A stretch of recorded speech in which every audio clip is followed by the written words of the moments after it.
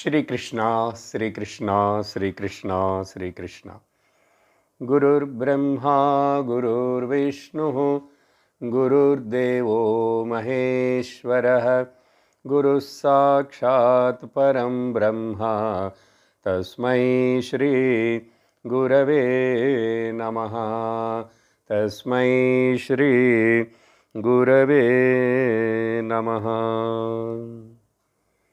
हरि ओम तत्सत्। వివేక చూడామణి నిన్నటి సత్సంగములో 377వ శ్లోకం వరకు మనం అర్థాన్ని చూసాము. శంకరాచార్యులు వారు ఈ శ్లోకాలలో ముఖ్యంగా ఇప్పుడు వైరాగ్యాన్ని గురించి, దాని యొక్క ముఖ్యత్వమును గురించి చెప్తున్నారు.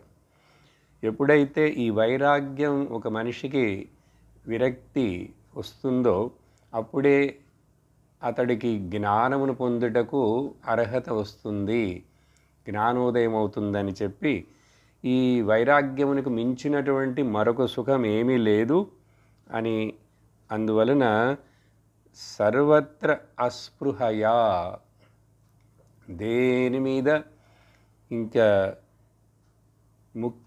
ఏ అనాత్మ వస్తువు విషయానికి ముఖ్యత్వం ఇవ్వకుండా, ఏ కోరికలు పుట్టనీకుండా, నిస్పృహయా అంటే ఇంకా దేనితోటి అటాచ్మెంట్ లేదు, దేనికి ముఖ్యత్వం ఇవ్వట్లేదు, లోక బాహ్య విషయ వస్తు బంధములకు సంబంధములకు, సదా ఆత్మని సదా ప్రజ్ఞ, ఇంకా ఆత్మని చింతించడమే, నా స్వరూపం ఆత్మ, నా స్వరూపం ఆత్మ, బ్రహ్మం నేనని చెప్పి ఇదే చేయుట ఒక సాధకుడికి శ్రేయస్కరమైనటువంటి విషయము అని చెప్పారు. అక్కడ భర్తృహరి గారి యొక్క సుభాషితాన్ని కూడా మీకు గుర్తు చేశాను. వైరాగ్యమేవ అభయం అని చెప్పి ఈ లోకంలో ఒక మనిషికి భయరహిత స్థితి రావాలంటే ఈ వైరాగ్యం మాత్రమే అని చెప్పారు. ఆ తరువాత 378వ శ్లోకంలో ఆశాం ఛింది విషోపమేషు విషయేషు ఏషైవ మృత్యోః కృతిః త్యక్త్వా జాతికులాశ్రమేషు అభిమతిం ముంచాతి దూరాత్క్రియాః దేహాదావసతి త్యజ ఆత్మధిషణం ప్రజ్ఞాం కురుష్వాత్మని త్వం ద్రష్టాస్యాం అమలః అపి నిర్ద్వయపరం బ్రహ్మాసి యద్వస్తుతః. ఇక్కడ అప్పుడు క్రమముగా ఈ వైరాగ్యాభ్యాసమును ఎలా చేయాలి అని చెప్పి ఒక 5 ముఖ్యమైన పాయింట్లుగా విడదీసి ఇక్కడ మనకి ఈ శ్లోకంలో చెప్తున్నారు. వస్తుతః వాస్తవముగా అసలు నేను నా స్వరూపము ఈ కల్పించబడినటువంటి తత్కాలమునకు ఒక మనిషి మీద మొదట, ఆ తర్వాత మనిషి ఒకడే, కానీ అతడే తండ్రిగా, అతడే భర్తగా, అతడే కొడుకుగా, అతడే మనవుడుగా రకరకాల రిలేషన్స్ సంబంధం ఏర్పడినప్పుడు వాటికి తగినట్లుగా తను ప్రవర్తిస్తాడు. కానీ నిజానికి మనిషి లేకుండా ఫాదర్హుడ్, సన్హుడ్, ఇవన్నీ ఫాదర్ ఇన్ లాహుడ్ ఇవి వస్తాయా? రావు. ఆ వచ్చినటువంటి తాత్కాలికమైన రోల్స్లో మనం రోల్ అయిపోకుండా నేను నిజంగా మనుషుణ్ణి మొదట, ఆ తరువాత నాకు ఈ ఫాదర్హుడ్, సన్హుడ్, ఫాదర్ ఇన్ లాహుడ్ ఇవన్నీ వస్తున్నాయి. కాబట్టి అవి నిజము కాదు, నిజమైనది మనుషుడు ఒకటే. ఇలా ఈ క్యారెక్టర్స్ని మనం నిజం అనుకుంటూ వాటి చేత దుఃఖపడుతున్నాము, ఏవైతే నిజముగా లేని క్యారెక్టర్స్ని గురించి. అందువలన వస్తుతః నేను, ఇక్కడ గురువు గారు ఉపదేశం చేస్తున్నట్లుగా సెకండ్ పర్సన్కి చెప్తున్నారు, నువ్వు బ్రహ్మాసి, ఆ తర్వాత నువ్వు ద్రష్టాసి, ఆత్ అమలః అసి, నిర్ద్వయపరం అసి. అసి ఒక చోటనే చెప్పబడింది, నేను చేరుస్తాను, 2 చోట్ల వచ్చింది. త్వం నువ్వు ద్రష్టాసి, నువ్వు ద్రష్టవు, సాక్షివి. కాబట్టి నీకు నీ నిజ స్వరూపంలో ఏ మార్పులు వికారాలు లేవు. అలాగే నువ్వు శుద్ధమైన వాడవు. అలాగే ద్వైతం అనేది లేనటువంటి పరమమైన వస్తువు నువ్వే బ్రహ్మము అని చెప్పి, ఇది వస్తుతః నీ నిజ స్వరూపము అని చక్కటి ఆ మహావాక్య విషయాన్ని విస్తరించి చెప్పినట్లుగా చెప్పి, దీనికోసం ఇది నువ్వు గుర్తుంచుకోవాలంటే, ఈ నిష్టలోనే నువ్వు ఉండాలంటే, అప్పుడు ఆశాం చింది, మొదట ఆశలను వదిలేసే. Desires kills you, need fills you. ఈ లాని గుర్తుపెట్టుకో. అప్పుడు వాటన్నిటినీ లేకుండా చేసుకొని హృదయంలో. ఎందుకంటే ఈ ఆశలు అనేటువంటిది మనిషికి విషయ ఆశలు దేని మీద ఉంటాయి? విషయాల మీద ఉంటాయి, విషయ వస్తువుల మీద. శబ్ద స్పర్శ రూపరసగంధ, పొసెషన్స్ అండ్ రిలేషన్స్, ఇవన్నీ శాశ్వతమే కాదు, నిత్యము కాని వాటిని నేను వాటితోటి నేను తాదాత్మ్యమై అవి నేను అనుకుంటూ నావి అనుకుంటున్నప్పుడు అవి విషముతో సమానము. ఈ విషయాలు అవి విషము తింటే బతుకుతాడా మనిషి? విషము మనిషికి మంచిదా? విషం. ఈ విషయాలు కూడా విషము లాంటివి, మనిషికి మృత్యువుని కలుగజేస్తాయి అంటున్నారు. మృత్యువుని కలుగజేయటం అంటే ఏంటి? ఇక్కడ ఎట్లాగైనా మనిషి ఈ శరీరం, అందరూ పుట్టిన వాళ్ళందరూ పుట్టుట గిట్టుట కొరకే అన్నట్లు పోతారు. కానీ మరలా పుడతాడు, మరలా పోతాడు, మరలా పుడతాడు, పుడుతూ చావు, సస్తు చచ్చిపోతూ ఇట్లా ఉంటుంటాడు. ఈ కృతి ఇది జరుగుతూనే ఉంటుంది, ఈ పని. అందువలన దీని నువ్వు ఈ ఆశలను, కోరికలను తొలగించుకో. ఆశలే అన్ని దుఃఖములకు కారణము. అందువలన ఆశపడుగా దుఃఖం వస్తుంది. ఆశ విడువుగా సుఖం పెరుగుతుంది. త్యక్త్వా, ఏవేంటి ఇంకా మళ్ళీ వదిలేయాలి నువ్వు? జాతి, కుల, ఆశ్రమ, ఈ ధర్మాలు ఇవన్నీ ఉన్నాయే, ఇవన్నిటి మీద ముఖ్యత్వం ఇచ్చి నువ్వు అసలు మొదట మనిషివి. ఆ తర్వాత నువ్వు బ్రాహ్మణుడివా, క్షత్రియుడివా, మరలా తెలుగువాడివా, కన్నడం వాడివా, ఇవన్నీ తర్వాత వస్తాయి. అందుకని అవి ముఖ్యము కాదు, నువ్వు నిజంగా ఆత్మవు. అందువలన జాతి నీతి కుల గోత్ర దూరగం అని చదివాం ధ్యాన శ్లోకాలు కొన్ని.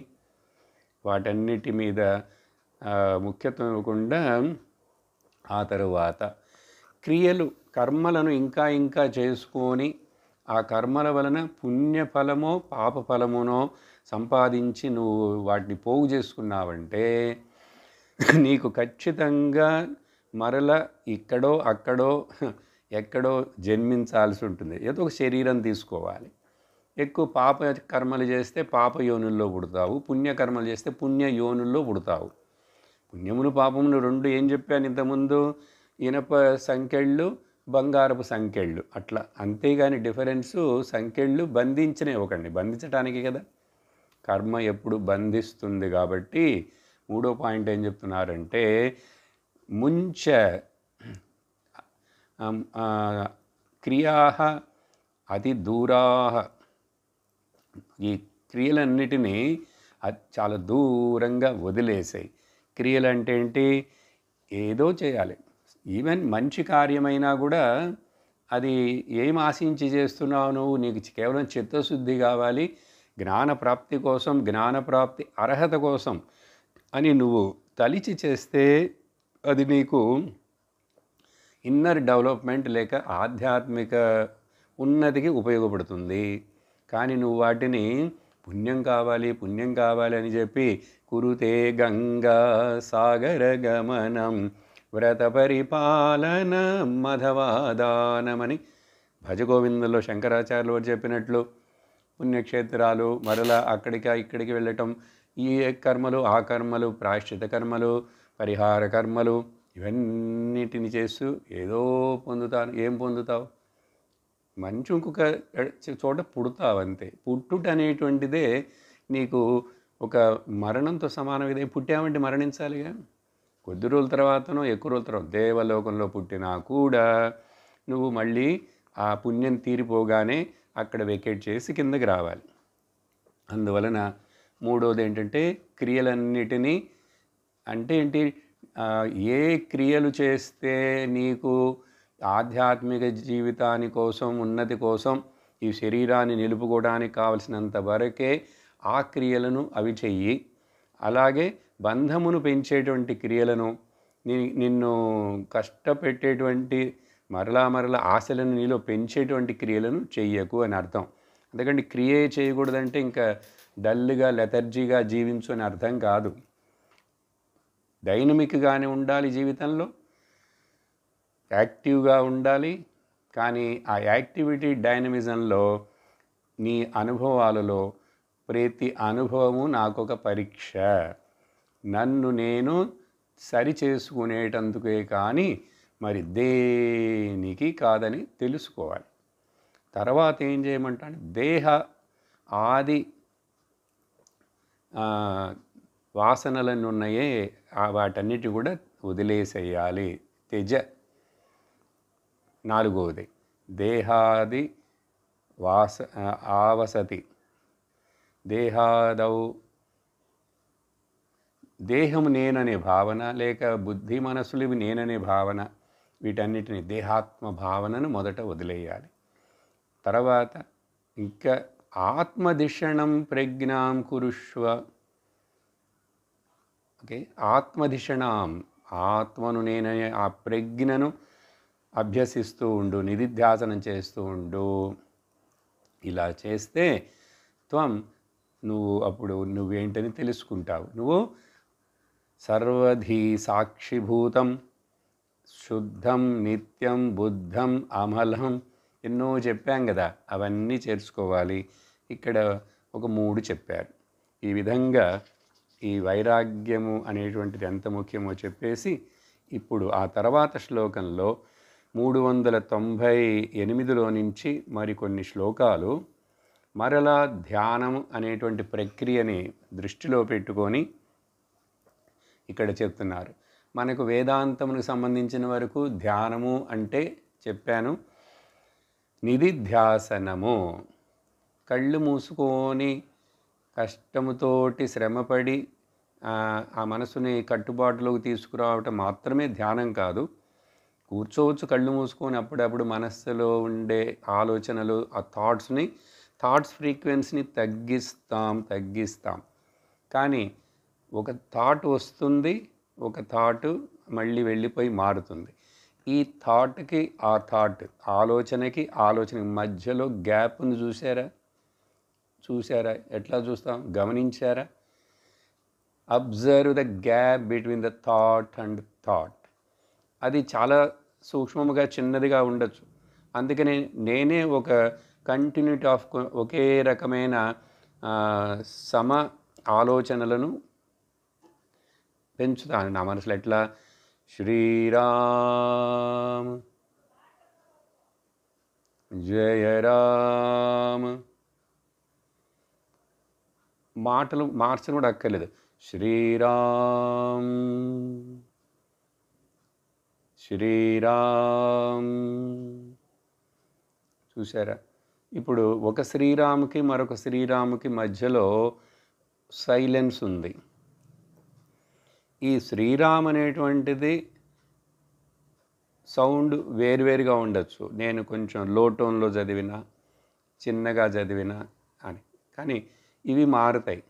లేక ఒక శ్లోకంగానే తీసుకున్నాను అనుకోండి, దాంట్లో కూడా పదాలు మారుతాయి, శబ్దం. సో శబ్దములు మారచ్చు, శబ్దము యొక్క లెంగ్త్ వేరుగా ఉండొచ్చు. కానీ ఆ మధ్యలో ఉన్నటువంటి సైలెన్స్ని చూసారా? అది ఒకే సైలెన్స్. గ్యాప్ అంటున్నానే, అది ఒకటే. నువ్వు ఎన్నిసార్లు అని చెప్పు. ఇట్లా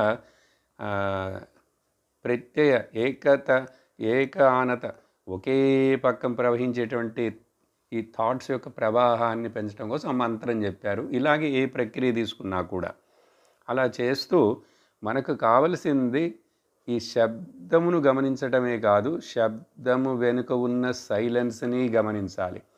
silence is common, sounds vary. అట్లా అప్పుడు ఇక్కడ ఈ ధ్యాన ప్రక్రియ చెప్పేటప్పుడు ఇక్కడ వేదాంత మెడిటేషన్ ఇది నిధిధ్యాసనం చాలా ముఖ్యం. లక్ష్యే బ్రహ్మణి మానసం దృఢతరం, ఇది మొదటి సూచన. లక్ష్యము, నా యొక్క గోల్ ఏమిటి? మనస్సు లక్ష్యం దేని మీద ఉండాలి? లోకం మీద, లోక విషయాల మీదనా? కాదు. బ్రహ్మణి, బ్రహ్మలో బ్రహ్మం అంటే బృహత్మత్వాత్, పెద్దదైనటువంటి, సర్వవ్యాపకమైనటువంటి, సర్వసాక్షి అయినటువంటి, సర్వగతముగా ఉన్నటువంటి, అవిచ్ఛిన్నముగా ఉన్న.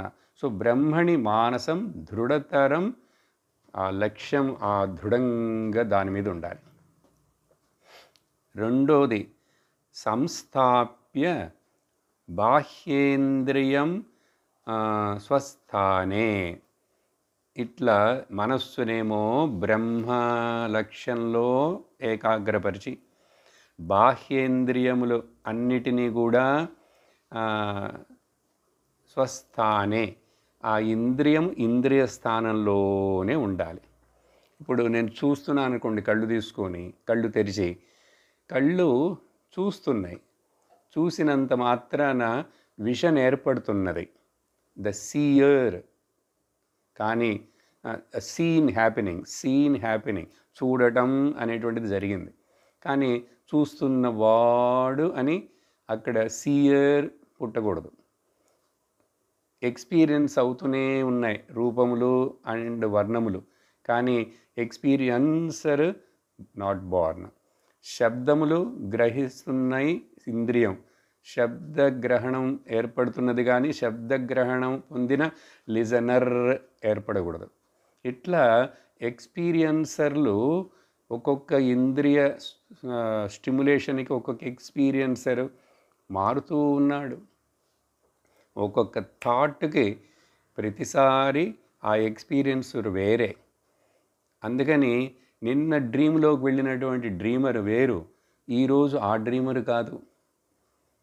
ఒకరోజే లేక 2 కళలు కనింటున్నప్పుడు ఆ కలగన్నది వేరు, ఈ కలగన్నవాడు వేరు. అదేవిధంగా మెలుకులో కూడా వేకరు కూడా ప్రతి ఎక్స్పీరియన్స్ మనం ఎక్స్పీరియన్స్ చేస్తున్నామా, కానీ ఈ ఎక్స్పీరియన్సర్లు మారుతూనే ఉన్నారు. విన్న ఎక్స్పీరియన్సరు, చూసిన ఎక్స్పీరియన్సరు, తిన్న ఎక్స్పీరియన్సరు, నడిచి అక్కడికి వెళ్ళిన ఎక్స్పీరియన్సర్, అన్ని ఎక్స్పీరియన్సర్లు అనేకం. ప్రతిసారి కొత్త కొత్త ఎక్స్పీరియన్సర్ పుడుతున్నాడు, మళ్ళీ కనుమరుగైపోతున్నాడు వాడు.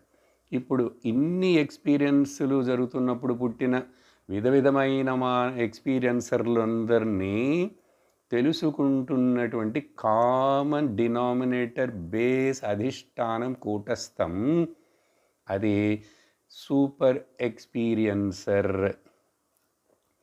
ఆ ఎక్స్పీరియన్సర్లో ఎక్స్పీరియన్స్ జరగలే, కానీ ఈ కింద ఉన్న ఎక్స్పీరియన్సర్లందరిలో ఎక్స్పీరియన్స్లు వేరువేరుగా మారుతున్నాయి. అర్థమైందా మీకు? ఎక్స్పీరియన్స్ చేస్తున్నటువంటి, నేను ఇంగ్లీష్ పదమే వాడుతున్నాను, ఈజీగా ఉంటుంది. ఇప్పుడు తెలుసుకున్నవాడు తెలుసుకున్నాడు ఒక దాని గురించి. ఇప్పుడు తెలుసుకున్నవాడిని, విన్నవాడిని, చూసిన వాడిని. కానీ ఈ విన్నవాడిని, చూసిన వాడిని, స్పర్శించిన వాడిని, రుచి చూసిన వాడు అంటే 5 రకాల ఇంద్రియ, వీటన్నిటికీ సాక్షిగా ఉన్నది ఎవరు? I experienced the red colour. ఇప్పుడు ఈ క్లిప్ కలర్ చూపించాను, కళ్ళు చూసినాయి, వెంటనే నా మనసు ఆ క్లిప్ ఆకారాన్ని పొందింది, ఇది క్లిప్ అని నాకు క్లిప్ జ్ఞానం ఏర్పడింది. నాకు క్లిప్ జ్ఞానం ఏర్పడిందని ఆ క్లిప్ జ్ఞానం తెలుసుకోవటం లేదు, నాకు క్లిప్ జ్ఞానం ఏర్పడిందని చెప్పేందుకు మరొక హయ్యర్ జ్ఞానం ఒకటి ఉంది, అదే సాక్షి అన్నాం, దాన్ని చైతన్యం అన్నాం. కాబట్టి ఇక్కడ బాహ్యేంద్రియములు స్వస్థానే పెట్టి వినివేశ్య వాటిని అక్కడక్కడ నియమించి నిశ్చలతను అంటే శరీరమును, ఇది ధ్యానం కోసం నిశ్చలతను, శరీరం కదలకుండా ఒక స్థితిలో కూర్చున్నావు. నిశ్చలతను చ ఉపలక్ష్య దేహస్థితిం. సో కాబట్టి మనస్థితి బ్రహ్మలో ఏకాగ్ర, ఇంద్రియములు వాటి వాటి స్థానాల్లో నిలుచున్నాయి, శరీరము అచలముగా స్థిరముగా అట్లా ఉంది. ఇలా కూర్చొని కొంచెంసేపు ఈ రకమైన ధ్యానం చేస్తుంటే దేహస్థితి అప్పుడేమవుతుంది, బ్రహ్మ ఆత్మ ఐక్యం ఉపేత్య. బ్రహ్మ ఆత్మ అంటే సర్వత్రా వ్యాపించున్నటువంటి సత్తు చిత్తు ఆనందమైనటువంటి చైతన్యం, కాన్షియస్నెస్సే ఇక్కడ నాలో కూడా ఈ ప్రతిబింబ బుద్ధిలో ప్రతిబింబించినటువంటి ప్రతిబింబ అహంకారం నేను, అది కూడా ఒకటే. ఈ అహంకారం అనేది నిజం కాదు. అంటే జీవాత్మ పరమాత్మ ఒకటే అనే దానికి బ్రహ్మ ఆత్మ ఐక్యం ఉపేత్య, అదిని గ్రహించి మహావాక్యం తత్వమసి, నువ్వే అది, అది నువ్వు అని చెప్పిన జ్ఞాపకం పెట్టుకొని తన్మయతయా దాని అందే చింతన, అహం బ్రహ్మాస్మి, అహం ద్రష్టాసి, అహం నిత్యోసి, అచలోసిమి. ఇక్కడ అసి అని అంటే గురువుగారు చెప్పేది, నేనేం చెప్పాలి, ద్రష్టాస్మి, అసి కాదు, మీ అస్మి. ఈ విధంగా తన్మయతయా చ అఖండ వృత్యా అనిశం. ఇది అఖండ నామజపం ఉంటారు కదా. ఇప్పుడు చూడండి, శ్రీరామ్ జయరామ్ అఖండ నామజపం జరుగుతున్నదండి, సప్తాహం జరుగుతున్నది అంటారే. అట్లా కళ్ళు తెరిచినా, నడుస్తున్నా, కూర్చున్నా, పనులు చేసినా చేయకపోయినా, అన్ని యాక్షన్లు చేస్తున్నప్పుడు కూడా అఖండ వృత్తౌ అనిశం. అనిశం అంటే మరలా ఎల్లప్పుడూ ఈ బ్రహ్మానందరసం పిబాత్మని. ఈ బ్రహ్మానందరసం అనే పదం 2-3 క్లాసుల్లో మరలా చెప్తూనే వస్తూనే ఉన్నది. పిబ ఆత్మని, ముదా దాని యొక్క ఆనందాన్ని, మోదకం ప్రమోదం, దీంట్లో ఆనందం, ఆ మోద అంటే ఆనందం అని అర్థం. అందుకని మోదకం దాంట్లోంచి వచ్చింది, స్వీట్, వినాయకుడి చేతిలో ఉండేది మోదకం. ముదాకరాత్త మోదకం సదా విముక్తి సాధకం అంటాం కదా. దాంట్లోంచి వచ్చిందే ముద్ర. ముదం రాతి ఇది ముద్ర. ఏది ఆనంద చిహ్నముగా ఆనందాన్ని కలిగిస్తున్నదో అది వచ్చిపోయేది కాదు, నా నిజస్వరూపమే ఆనందం. ఆ తర్వాత ఇంకా శూన్యమైనటువంటి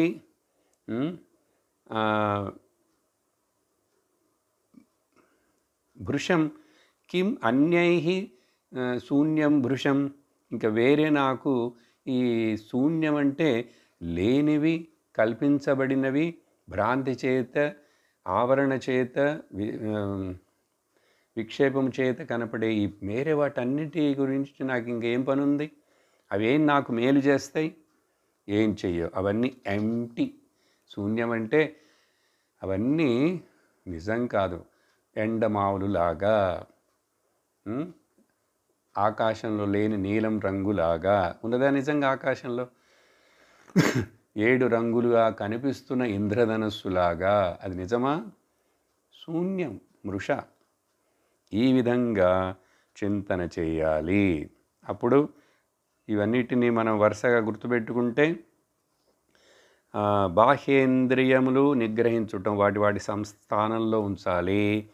అப்புறம் నిశ్చలతనం, శరీరాన్ని కదలకుండా ఉంచుకోవాలి. దేహస్థితి, దీన్ని ఇంకా ఈ శరీరం ఉన్నదా దీనిని గుర్తుంచుకోకుండా కొంచెంసేపు అట్లాగే శరీరాన్ని మర్చిపోవాలి. అప్పుడు లక్ష్యమైనటువంటి బ్రహ్మంలోనే మనస్సు నిలబడాలి దృఢతరంగా. ఈ విధంగా ధ్యానమును అభ్యసించు అని చెప్పడం మొదలుపెట్టారు. తర్వాత 380 శ్లోకంలో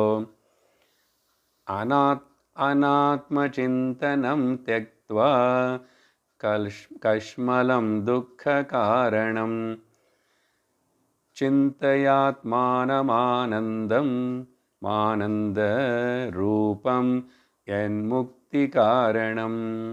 కాబట్టి ఓ సాధకుడా, ఓ మూఢుడా, దుఃఖమునకు కారణమైనటువంటి ఈ కల్మషంతో కూడి ఉన్నటువంటి, కల్మషం అంటే మలినం, మలినం అంటే అది దుఃఖాన్ని కలిగించేటువంటిది, కలుషితమైనది. ఇప్పుడు వాతావరణం కలుషితంగా ఉందంటే మనకు రోగాలు వస్తాయి కదా, అట్లాగే దుఃఖమునకు కారణమవుతాయి కదా. కాబట్టి దుఃఖమునకు కారణమైన కల్మషముగా డైల్యూట్ అయి ఉన్నటువంటి ఈ అనాత్మ చింతనలను వదిలేసేయి.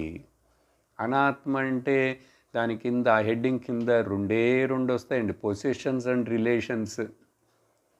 ఒకటి వెట్ గార్బేజ్, ఒకటి డ్రై గార్బేజ్ అని చెప్పాం కదా. అప్పుడు అనాత్మచింతనం. సో ఆత్మచింతనం చెయ్యి అంటే ఏంటి? అనాత్మచింతన వదిలేయటమే. అనాత్మచింతన వదిలేస్తే ఉన్నదేమిటంటే ఇంకా ఆత్మే ఉన్నది. ఆత్మచింతన సహజంగా సాధారణంగా దానంతట అదే జరుగుతుంది. ఇంకా అనాత్మచింతనను వదిలేయటం. Learn to drop every thought of the world. మొదట కొంచెం సేపు ప్రయత్నం చేతనైనను సరే, అంటే దేనికి ముఖ్యత్వం ఇవ్వకు. అన్నిటిలో ఉండు, అందరితో ఉండు, కానీ ఎవరికి దేనికి ముఖ్యత్వం ఇవ్వకు, ఇంపార్టెన్స్ ఇవ్వకు, దాని మీద డిపెండ్ అవ్వకు. అర్థమైందా? దాని మీద డిపెండ్ అవ్వకూడదు. శరీరాన్ని ఉపయోగించుకో, మనస్సును ఉపయోగించుకో, కానీ ఈ శరీరం మనస్సులే నాకు రక్ష అని అనుకోకు. నీకు శాశ్వతమైన సుఖశాంతులు రక్షణ నీకు నువ్వే శ్రీరామ రక్ష అని చెప్పి అప్పుడు ముక్తికి కారణమైనటువంటి ఆత్మచింతనం, ఆనందరూపమైనటువంటి ఆత్మచింతనమును చెయ్యి. అసలు నీకు దుఃఖం అనేది ఎక్కడుంది? దుఃఖం ఎవరికి ఉంది? ఫాదర్హుడ్కుంది, సన్హుడ్కుంది, ఫాదర్ ఇన్లా హుడ్కుంది దుఃఖం. కానీ మనిషికి నిజంగా లేదు. ఇతడు కల్పించుకున్నాడు. నేను హస్బెండ్నైతే భార్య వలన నాకు దుఃఖం అంటాడు, నేను తండ్రినైతే కొడుకుల పిల్లల వలన నాకు కష్టం దుఃఖం అంటాడు, ఫాదర్ ఇన్లా అయితే సన్నిల్లా వలన నాకు దుఃఖం అంటారు. కాబట్టి ఈ సన్నిల్లా ఇంత ముందు లేడు, నీకు కొడుకులు పుట్టకముందు నువ్వు ఫాదర్వి కాదు, నీకు పెళ్ళి కాకముందు నువ్వు హస్బెండ్వి కాదు. ఇవన్నీ మధ్యలో వచ్చిన రోల్సే. సపోజ్ నా తండ్రి మరణిస్తే అప్పుడు నాకు కొడుకుని నేను అనుకుండే ఈ బాధ్యత అనేది ఇంక ఇప్పుడు అది లేదు.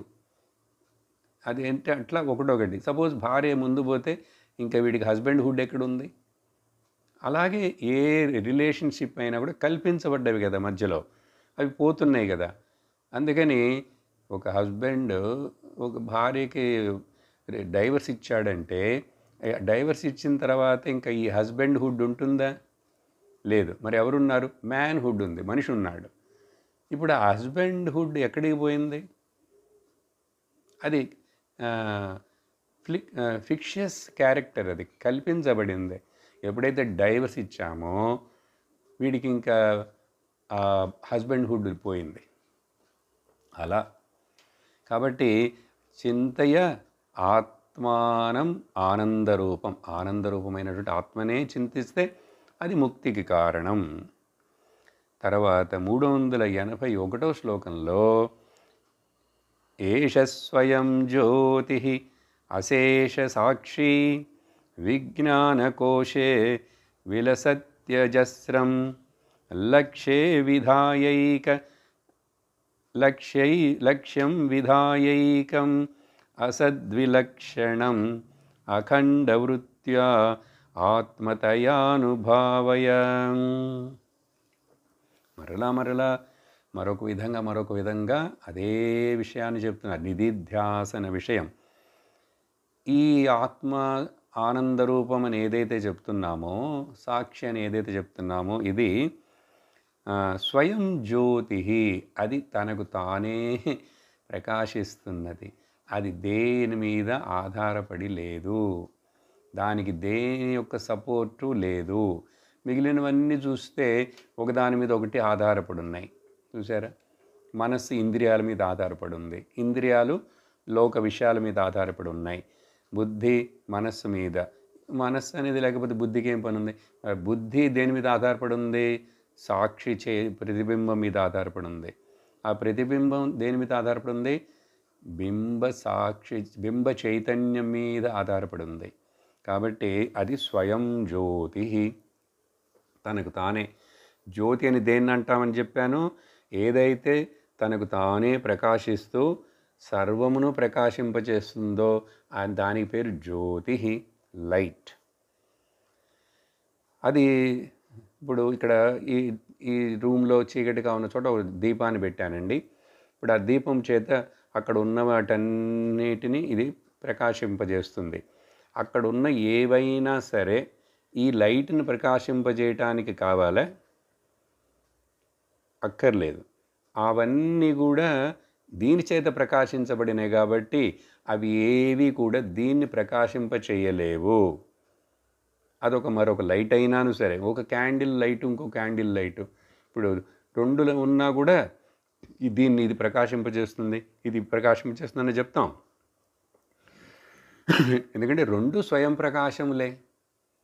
కాబట్టి ఇక్కడ అశేష సాక్షి అన్నారు. అందుకనే అన్నిటికీ ఇక్కడ కింద విషయాలు లోకం నుంచి ప్రారంభిస్తే విషయాలు, ఇంద్రియాలు, మనస్సు, బుద్ధి అన్నిటికీ ఎవరు సాక్షిగా ఉన్నారు? వీటన్నిటి వల్ల మనకు తెలుస్తున్నది ఒక 5 విషయాలే, 5 ఇంద్రియాలే కదా మనకు ఉన్నాయి. ఇంకా 5 ఇంద్రియాలు ఉన్నాయి. అందుకని అంతకంటే ఇంక ప్రపంచం ఏం లేదు. ఈ 5 ఇంద్రియముల ఇన్ఫర్మేషనే ప్రపంచం. శబ్ద, స్పర్శ, రూప, రసగంధ. ఈ అన్నిటికీ సాక్షి ఒక్కటే. అన్నిటినీ తెలుసుకుంటున్న కామన్ డినామినేటర్ సాక్షి ఒకటే, అశేష సాక్షి, అనంతమైన. ఇది విజ్ఞాన కోశే బుద్ధి. విజ్ఞానమయ కోశం అంటే బుద్ధి. చెప్పాం కదా, బుద్ధి అంటే రిఫైన్డ్ మ్యాటర్. దాంట్లో ఇది ప్రతిఫలిస్తున్నది. ఆ ప్రతిబింబం ఏర్పడినప్పుడు విజ్ఞాన కోశే విలసతి అజస్రం. ఇది ఎల్లప్పుడూ విజ్ఞానమయ కోశం ఉంది అంటే ఆ బుద్ధి సూక్ష్మ శరీరం ఉన్నదంటే పాలిష్డ్ స్టోన్ లాంటిది కదా అది. అది ఉందంటే ఎల్లప్పుడూ ఈ సాక్షి దాంట్లో రిఫ్లెక్ట్ అవుతుంది. కానీ ఆ మీడియం బ్రేక్ అయిపోయిందనుకోండి, ఆ ప్రతిబింబం పోతుందే కానీ విజ్ఞానమయ కోశం కానీ సాక్షిపోదు. కానీ ఈ విజ్ఞానమయ కోశం ఈ శరీరాన్ని వదిలిపోయినా కూడా అదేం చేస్తుంది? మరొక శరీరం తయారైనప్పుడు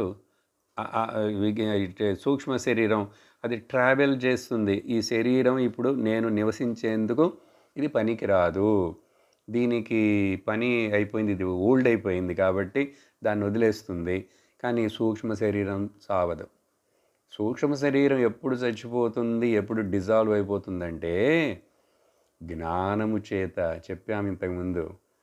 కాబట్టి జ్ఞానం వచ్చేసిందంటే ఈ సూక్ష్మ శరీరం కూడా ఒక ఫిక్షియస్ క్యారెక్టరే కానీ దాన్ని జీవ్ అంటుంటాం.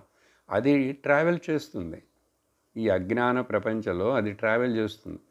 కానీ సాక్షిగా ఉన్నటువంటి బింబ చైతన్యమైన నేను ట్రావెల్ చెప్పాను కదా ఇంతకుముందు. ఇప్పుడు పైన సూర్యుడు ఉన్నాడండి, కింద బకెట్లో నీళ్లు పట్టుకెళ్తున్నాను.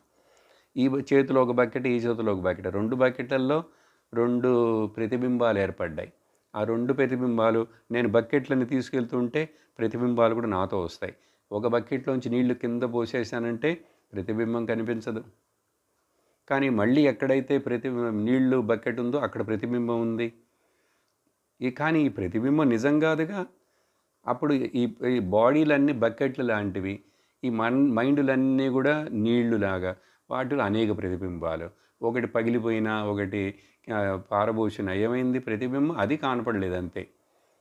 కానీ ఈ శరీరంలో జీవుడని చెప్పే ఈ ప్రతిబింబం ఉందే విజ్ఞానమయ కోశంలో, ఇది మాత్రం ఈ శరీరం అనే బకెట్ చచ్చిపోయినా కూడా అది సాలిడ్గా, అది స్ట్రాంగ్గా ఉండి, ఎందుకంటే దానికి వాసనలు ఉన్నాయి, అది సూక్ష్మముగా ఉండి ప్రయాణించి మరొక శరీరం ఆ కోరికల చేత, ఆశ చేత, దాని యొక్క కర్మల చేత, సంచిత కర్మ చేత మరొక శరీరం దానికి రెడీ అవుతుందా, అది దాంట్లో ప్రవేశిస్తుంది. ఇది కట్ చేయాలి, ఇది స్టాప్ చేయాలంటే ఒకటే ఒక మార్గం, జ్ఞానం. అప్పుడు ఏం చేయాలంటున్నారు? లక్ష్యం విధాయ ఏనం అసద్విలక్షణం. ఈ అసత్ అయినటువంటి విజ్ఞానమయ కోశం ఏర్పడిన ప్రతిబింబం అది అసత్, దానికి విలక్షణం ఈ సాక్షి అని చెప్పి తెలుసుకోవాలి. విధాయ ఏనం అసద్విలక్షణం, అసత్కి విలక్షణముగా ఉన్నటువంటి సత్ ఇదేమిటి? అఖండ వృత్య, దీంట్లో బ్రేక్ లేదు, ఇది నిరంతరం కంటిన్యూస్ అని చెప్పి అఖండమైన ఈ భావనతోటి ఆత్మతయ అనుభవాయ, అనుభవం చేత, అనుభవం ఏంటి ఇక్కడ? స్వానుభవం. మనకు ఇంద్రియాలకు ఏర్పడే ఈ అనుభవాలన్నీ అసలు నిజమైన అనుభవాలు కాదండి. అవన్నీ ఒక థాట్ ఫామ్లోనే వస్తున్నాయి పోతున్నాయి, కానీ అవి నిజం కాదు. కానీ ఆత్మత, నేను ఉన్నాననేటువంటిది భావన అండి. నేను ఉన్నాననే దానికి ఏదైనా మరొక సాక్షి చెప్పాలా? ఇప్పుడు పిలుస్తాను, ఏయ్ నువ్వు ఉన్నావు అక్కడ అంటే, ఉండు కొంచెం సేపు, నేను బాగా గాలి తీసుకొని లేక నన్ను నేను గిచ్చుకొని చూసి ఉన్నానని చెప్తానా? టైం కావాలి దానికి. కానీ ఆ రూమ్లో ఆ పుస్తకం ఉందా చూడు అంటే నువ్వు కొంచెం చూడాలి, అది ఎక్కడుంది ఏంటని, కళ్ళు చూడాలి. అక్కడ ఒక ఆకుపచ్చ రంగు ఉన్నటువంటి ఒక వస్తువుని పెట్టాను చూడు అంటే నువ్వు ఆ రంగుని వెతుకుతూ అక్కడ ఉందా అంటావు, అప్పుడు చెప్తావు. కానీ నువ్వు ఉన్నావా అని చెప్పడానికి టైం పడుతుందా? అది ఆత్మతయ, స్వయం వ్యక్తం, అది ఎప్పుడు ఉన్నది. అందుకని నేను ఉన్నాను అనేది ఎవ్వరికి సందేహం రాదు. అర్థమైందా? నేను ఉన్నాననే భావన, అదే ఇక్కడ అంటున్నా, అనుభావయ, అదే ఉంది ఎప్పుడు. దాన్ని గుర్తుంచుకుంటే ఎప్పుడు కూడా అనుచింతనం చేస్తూ మిగిలిన ఆలోచనలన్నిటికీ ముఖ్యత్వం ఇవ్వక, అవన్నీ కూడా వచ్చిపోతున్నవే, ఒక స్క్రీన్ మీద వచ్చిపోయే బొమ్మలు లాంటివే. కానీ స్క్రీను శాశ్వతంగా అక్కడ అట్లా ఉన్నది అని ఇలా గుర్తించాలి. ఇది వేదాంతిక్ మెడిటేషన్ స్టైల్. ఇలా చెప్పిన తర్వాత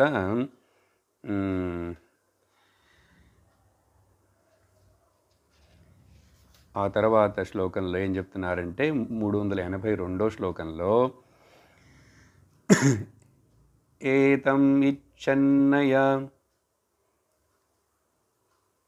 వృత్య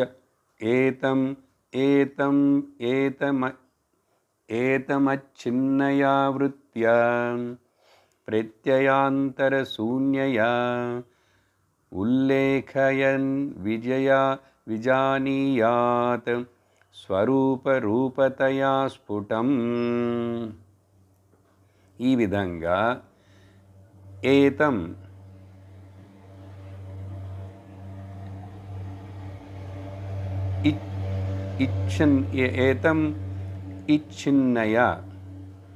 ఇచ్ఛన్నయ అంటే ఈ విధంగా ఆ ఆనందరూపమైనటువంటి పరమాత్మను అనే ఈ వృత్తి గురించి చెప్తున్నారు కదా. వృత్య, అఖండ వృత్య, ఆ వృత్తితోటి ప్రత్యయాత్మశూన్యయ, అక్కడ ఇంకా ప్రత్యేక ఆత్మ భావన తప్ప, ఇప్పుడు నిద్రలో అండి ఏముంది, ఏ వేరే మనస్సు చెందిన ఆలోచనలు లేవు. కానీ నేనున్నాను అక్కడ, నేనున్నాను, నేను సుఖంగా ఉన్నాననేది కూడా నాకు తెలుస్తున్నది. అప్పుడు నేను బాగా నిద్రపోయాను, మధ్యలో అప్పుడప్పుడు కలలు వచ్చినాయి అంటాం, తర్వాత లేచి ఎవరు ఈ స్టేట్మెంట్ ఇస్తున్నాడు? ఇతడు అక్కడ వేకరు చెప్పలేడు, డ్రీమరు చెప్పలేడు. ఎందుకంటే డీప్ స్లీప్లో డ్రీమరు లేడు, వేకరు లేడు. మరి అప్పుడు ఎవరు చెప్తున్నారంటే అక్కడ ఈ ఉల్లేఖయన్ విజానీయాత్, ఇది చెప్పాలిట. ఇది చెప్తున్నాను, నేను ఇదని చెప్తున్నాను, డిక్లేర్ చేస్తున్నాను. నాకు తెలుసు, నేను ఆనందంగా ఉన్నానని తెలుసు. ఎక్కడ? మనస్సు వేరే ఆలోచన లేని ఆ నిద్ర స్థితిలో. ఇప్పుడు ఈ ధ్యానము చేత కూడా అట్లా స్వరూపతయా స్ఫుటం, క్లియర్గా. ఎందుకంటే నిద్రలోది మనకు క్లియర్గా అనుభవించినా కూడా క్లియర్గా చెప్పడానికి ఇప్పుడు మెలకువలో మనకు ధైర్యం రావట్లేదు. నేను బ్రహ్మమును, నేను ఆత్మస్వరూపానని. ఇలా విని గురువు ఉపదేశం ద్వారా అర్థం చేసుకొని ఈ శ్రవణం చేత, వివేకం చేత, వైరాగ్యం చేత ఇప్పుడు స్ఫుటముగా, దృఢముగా నేను ఆ అఖండ భావస్వరూప ఆనంద బ్రహ్మమును, దీంట్లో ఒక సందేహం కూడా లేదు అని చెప్పి స్ఫుటంగా తెలుసుకోవాలి. ఇలా తెలుసుకుంటే అత్రాత్మత్వం దృఢీకుర్వన్ అహమాదిషు సంత్యజ్యన్ ఉదాసీనతయా తేషు తిష్టేత్ స్ఫుట ఘటాదివత్. ఇక్కడ ఏం చెప్తున్నారంటే ఈ అభ్యాసం, ఈ స్థితిలో, అత్ర అంటే ఈ ధ్యాన స్థితి, ఈ చింతనలో అత్ర ఆత్మత్వం, నిజమైన నా స్వరూపం అయినటువంటి ఆత్మత్వంను దృఢీకుర్వన్, దీన్ని బలపరచాలి. ఇదే మెజారిటీ, ఇది బలమైనది. ఇంకా ఆ తర్వాత మనస్సు 1000 రకాలుగా ఏదో చెప్పనండి, 1000 ఆలోచనలు రానివ్వండి, సో వాట్, అవన్నీ ఒక్కటి కూడా నిజం కాదు కదా. దీన్ని దృఢీకరవన్. అప్పుడు తర్వాత ఇంకా నేను తండ్రిని, నేను కొడుకును, నేను హస్బెండ్ను, నేను ఆఫీసర్ను అనేటువంటి అహం అని చెప్పుకుంటూ తయారైనటువంటి రకరకాల క్యారెక్టర్లు ఉన్నాయో, నేను ముసలివాడిని, నేను ధనవంతుడిని, నేను బీదవాడిని, నేను బ్రాహ్మణుడిని, ఈ రకమైనటువంటి అహమాదిషు సంత్యజన్. అహం ఆదిషు అంటే ఇంక నేను అనేది అహంకారం ఉంటే దాని చుట్టూ ఎన్ని పిలకలు వస్తున్నాయి. ఈ పిలకలుతో అనేకం పుడుతున్నాయే, వీటన్నిటిని కూడా అన్ని వదిలేసేయాలి. సో ఒక్కటిని పట్టుకోవాలండి, అన్నిటినీ వదిలేసేయాలి. ఆ ఏక వస్తువుని పట్టుకొని నువ్వు ఉన్నావంటే సర్వము నువ్వే అని తెలుసుకుంటావు. అవన్నీ వాటంతట అవే వదిలిపోతాయి. కాబట్టి ఏకాత్మ సర్వాత్మ భావము రావాలి మనలో. దానికి చెప్తూ అట్లా వదిలేయగలిగిన శక్తి రావాలంటే హాట్ పొటాటో లాగా వైరాగ్యం ఉండాలని చెప్పారు. ఉదాసీనత ఎట్లా వదిలేస్తాను? Be indifferent. By being indifferent. ఉదాసీనం అంటే పట్టించుకోడు, ఆ ఉదాసీనుడుగా ఉన్నాడు, ఆయనకేమీ అసలు కేరే చేయడు. ఇట్లా లోకంలో సాధారణంగా చెప్పే కంప్లైంట్ కాదు ఇది. ఉదాసీనత అంటే అన్నిటినీ చూస్తున్నప్పటికీ, అన్నిటితోటి ఇంటరాక్ట్ చేస్తున్నప్పటికీ, అందరి మధ్య ఉన్నప్పటికీ కూడా I am that only indifferent. కానీ ఇండిఫరెంట్ అని చెప్పి మళ్ళీ అందరిలో నుంచి అట్లా వేరుగా స్పెషల్గా ఉండకూడదు. ఆధ్యాత్మికం అంటే నాట్ ఎనీథింగ్ ఎక్స్ట్రాడినరీ అంటారు మా స్వామివారు. ఎంతకెంతకు ఆర్డినరీగా ఉంటామో అది నిజమైన ఆధ్యాత్మికము. కానీ ఇది తెలియక సహజంగా లోకంలో అనేక మంది ఎక్స్ట్రాడినరీగా ఉండాలని భావిస్తుంటారు. ఆధ్యాత్మికం అంటే సంథింగ్ ఎక్స్ట్రాడినరీ. నా భాష, నా వేషం, నా రూపం, ఇవన్నీ కాదు. నిజమైన వైజ్ పర్సన్, జ్ఞాని ordinary, extremely ordinary, not extraordinary. అని చెప్పి ఇక్కడ ఉదాసీనముతోటి తేషు నిష్టేత్, ఓకే, స్ఫుట ఘటాధివత్. ఎలాగైతే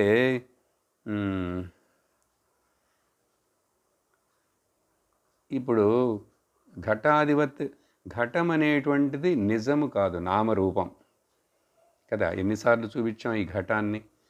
ఘటం అనేది మట్టి, నిజమైనటువంటిది మట్టి.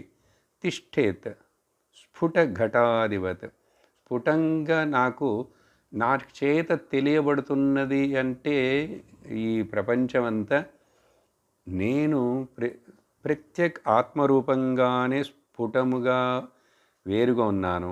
ఇది నా చేత చూడబడిన, తెలుసుకోబడిన, ఎక్స్పీరియన్స్ అయినటువంటి ఒక నామరూపం అంతే. ఈ నామరూప జగత్ ప్రపంచం మొత్తం కూడా అనిత్యం, అశాశ్వతం, మనోకల్పితం అని చెప్పి తెలుసుకొని ఇక్కడ ఏమంటున్నారంటే యాక్చువల్గా తిష్టేత్ స్ఫుట ఘటాధిపతి అంటే ఒక కుండ, పగిలిపోయిన కుండ ఉందనుకోండి, పగిలిపోయిన తర్వాత దాని ఇంకా కుండని పిలుస్తామా? పిలవం. ఏమని పిలుస్తావు? దాన్ని పెంకులు అంటావు. పెంకులన్నీ పొడి చేస్తే ఏమంటావు? మట్టి అంటావు. మట్టిని నీళ్ళలో కలిపితే నీళ్ళలో ఒకటైపోయింది. ఇలా దాని అసలు అస్తిత్వమే పోతున్నది. ఇలా అన్నిటినీ ఒకదాన్ని అట్లా కలిపేస్తే ఆకాశం అనే తత్వంలో అన్నీ కలిసిపోతాయి. ఆకాశం మహత్తత్వంలో కలిసిపోతుంది. మహత్తత్వం ఎక్కడ? ఆత్మలో లీనమైపోతుంది. కాబట్టి ఇవన్నీ ఏమి నిజమైనవి కాదు, కానీ ఆత్మ మాత్రం నిజమైనటువంటిది, నిత్యమైనటువంటిదని తెలుసుకోవాలి. దీనివల్ల ఏమవుతుంది? ఇప్పుడు ఈ కుండ వేరే ఉదాహరణ చెప్పి నిలిపేస్తాను. ఈ పెద్ద కుండలో తల మీద పెట్టుకొని నీళ్లు తీసుకెళ్తున్నానండి, ఆ కుండకి బెజ్జం పడింది. ఇంకా దాని తర్వాత ఏముంటుంది? కుండలో ఉన్న నీళ్ళన్నీ పోతాయి. అలాగా ఈ మనస్సులో ఉన్నటువంటి వాసనలు, ఆలోచనలు, థాట్స్ ఎప్పుడైతే వాటికి ముఖ్యత్వం ఇవ్వకుండా ఉదాసీనంగా ఉంటాను, నేను అలవాటు చేశానంటే కొంచెం అది తగ్గిపోయి మైండ్ ఎంప్టీ అయిపోతుంది. మైండ్ ఎంప్టీ అయినప్పుడు అది మైండ్ కాదు, అది చైతన్యమే. అందుకని అది పోయి చైతన్యంలో కలిసిపోతుంది, ఇంకేం లేదు అక్కడ. కానీ ఎప్పుడు దాంట్లో మళ్ళీ కొంచెం ఇట్లా చలనం వచ్చి అలజడి వస్తుందో అవి ఒకటొకటి అట్లా పెరిగి మళ్ళీ అది గ్యాదర్స్ ద మోమెంటమ్. అర్థమైందా? ఇది గుర్తుంచుకోవాలి. మిగిలిన శ్లోకాల దగ్గర నుంచి కొంచెం మళ్ళీ ఈ కంటిన్యూస్ ఆత్మ దృష్టిని ఎట్లా పెంచుకోవాలనేది మరలా కొన్ని శ్లోకాలు చెప్తారు, అవి రేపు చూద్దాం. ఓం పూర్ణమదః పూర్ణమిదం పూర్ణాత్ పూర్ణముదచ్యతే పూర్ణస్య పూర్ణమాదాయ పూర్ణమేవావశిష్యతే. ఓం శాంతి శాంతి శాంతి. హరి ఓం శ్రీ గురుభ్యో నమః. హరి ఓం. హరి ఓం తత్సత్.